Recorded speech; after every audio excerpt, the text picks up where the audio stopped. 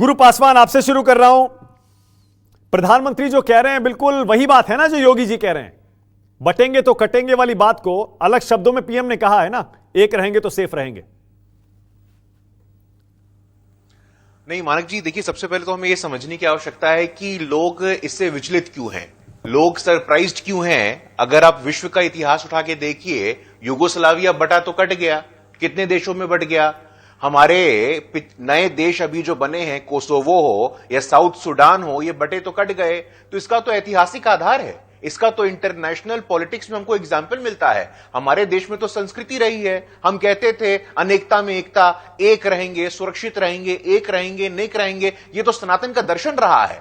इसमें भी अगर कुछ लोगों को अगर आपत्ति हो रही तो बड़ी विचित्र बात है मानक जी। और किनको आपत्ति हो रही है? जुड़ेंगे तो जीतेंगे, किसको जोड़ा आपने भाई?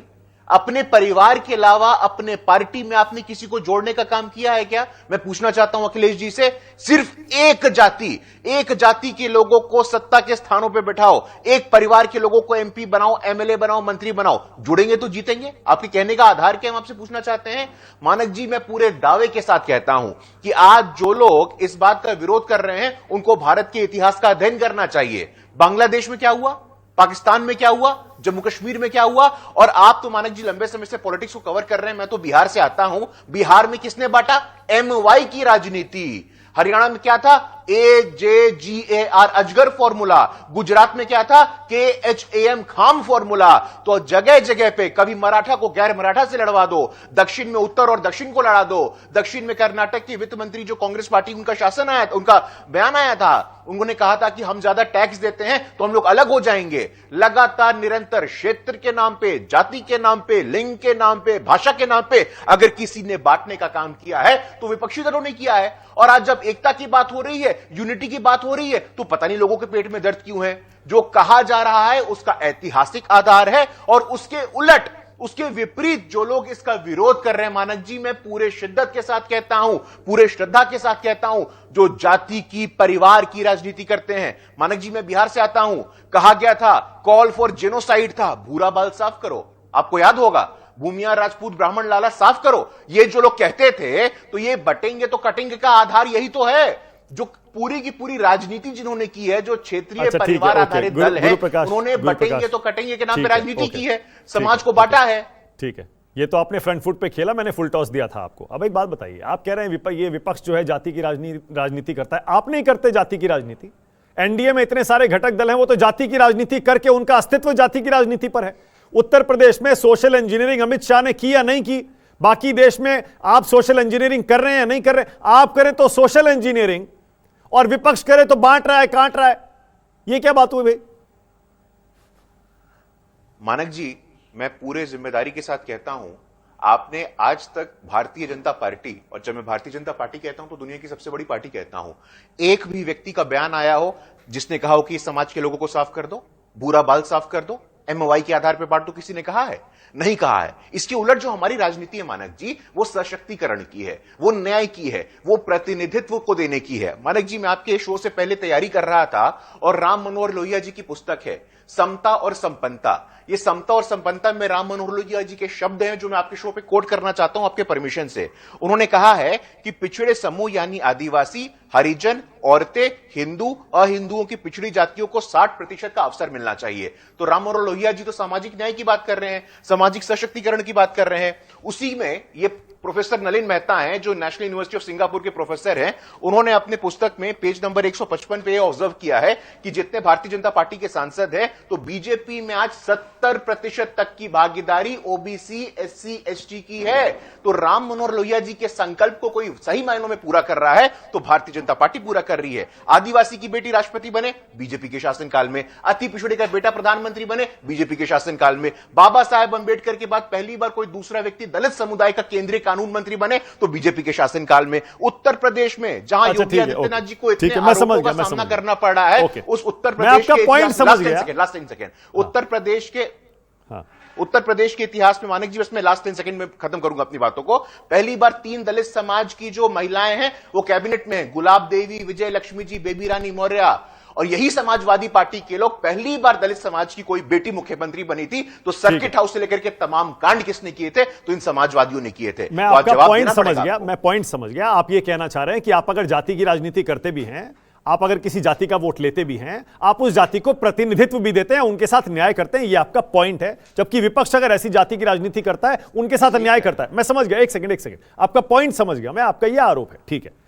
एक बात बताइए, अगर आप एकजुट रहने की अपील करते हैं तो सिर्फ हिंदुओं से क्यों करते हैं? पूरे देश को एकजुट करने की अपील क्यों नहीं करते? आप ये क्यों नहीं कहते कि हिंदुस्तान अगर बटेगा तो कटेगा? अरे आप सिर्फ हिंदुओं को क्यों एकजुट करना चाहते हैं, ये बताइए। मानक जी देखिए, चलिए बहुत अच्छा आपने सवाल पूछा है। मानक जी, उत्तर प्रदेश की बात करते हैं। उत्तर प्रदेश में दानिश रिजवान अंसारी कौन है? दानिश रिजवान अंसारी पसमानदा समाज से आते हैं, उत्तर प्रदेश में कैबिनेट मंत्री हैं।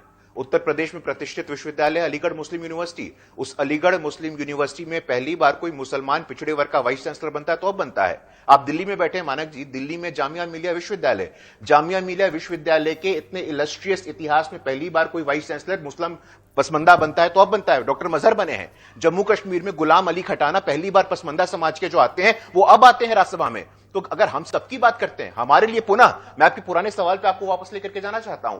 जब हम जाति की राजनीति या जब हम न्याय और प्रतिनिधि की बात करते हैं तो सभी वर्गों को उचित सम्मान मिले। मुसलमान एक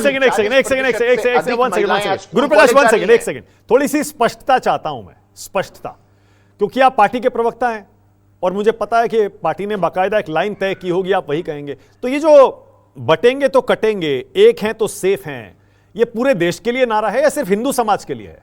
थोड़ा क्लियरली कह दीजिए, बिल्कुल साफ साफ। अरे अब देखिए मानक जी, अब मैं पुनः आपसे बोलूंगा कि आपके लिए हिंदू की परिभाषा क्या है?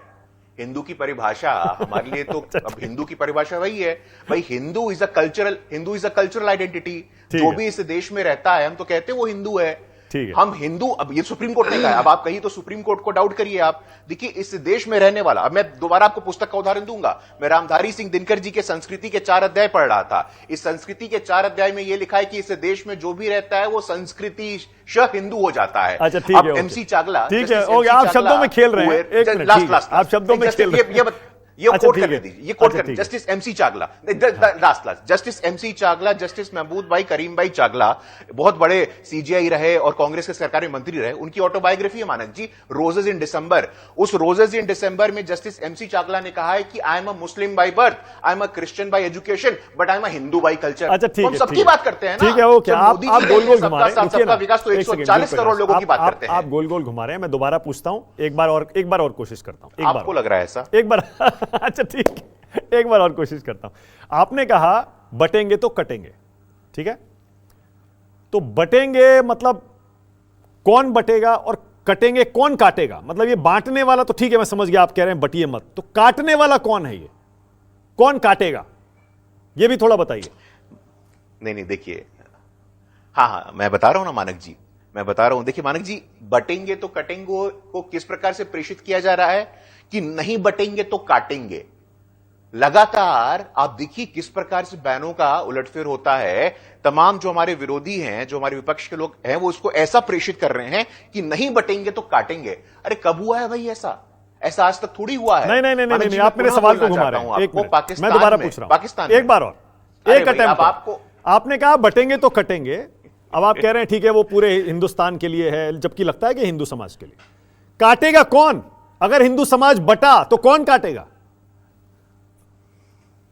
बहुत अच्छी बात बोली आपने, बहुत अच्छी बात बोली है। पाकिस्तान के पहले लॉ मिनिस्टर थे जोगेंद्र नाथ मंडल। जोगेंद्र नाथ मंडल दलित समाज से आते थे, पाकिस्तान में गए थे, वो लौट करके आ गए थे। उनके समाज को वहां काटा गया था।